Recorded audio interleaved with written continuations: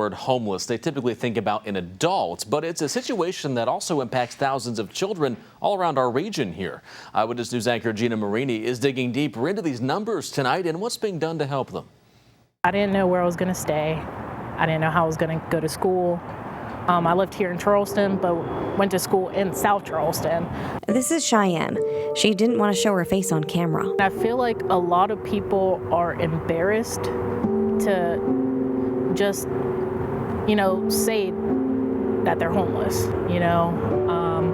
I feel like everyone deserves to have basic necessities, clothes, food, shelter, transportation.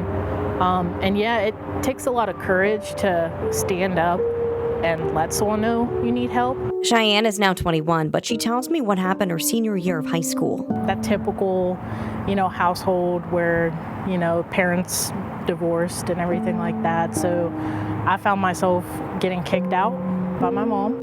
And Cheyenne was far from alone. Data from the West Virginia Department of Education shows that in 2023, there were more than 13,000 students homeless in West Virginia, and it's getting worse. Numbers from last year show more than 15,000 students were homeless. I went to find out how the numbers can jump so much so fast. That seems like that's a lot. Do you know the reasoning behind that?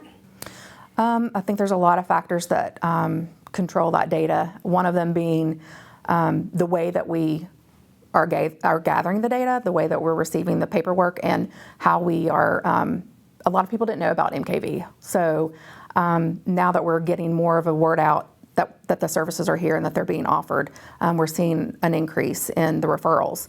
But also we're in a housing crisis right now. There's not enough housing to go around. If you don't know where you're going to sleep at night, how are you going to come to school the next day and perform well? Stacey Bradley and Kathleen Allen work for the Kanawha County Board of Education under the McKinney-Vento Homeless Assistance Act, or what they like to call MKV. That law basically makes sure that all students who do not have an adequate place to go home every night to, that's actually consistent and known to be their own home, that they have the right to attend school. Bradley says the same federal law also allows those students to receive clothing, hygiene products, and school supplies.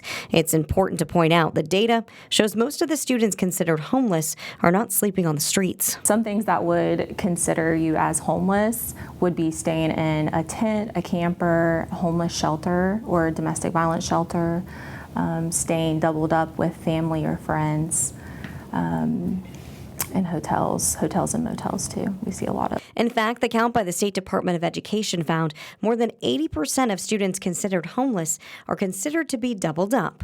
They could be living with a friend or doubled up with relatives.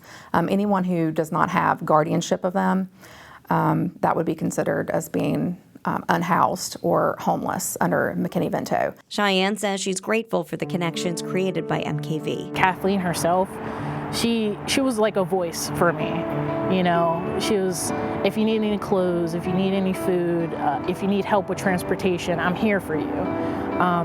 But I realized that I really didn't need those things, but more or so her support was what pushed me to, kind of keep going forward. Cheyenne has a job, an apartment, and says she's looking towards the future. I try to look things in a more positive way now after experiencing things like that, because I try to use that as motivation to keep pushing forward. Reporting in Charleston, Gina Marini, Eyewitness News.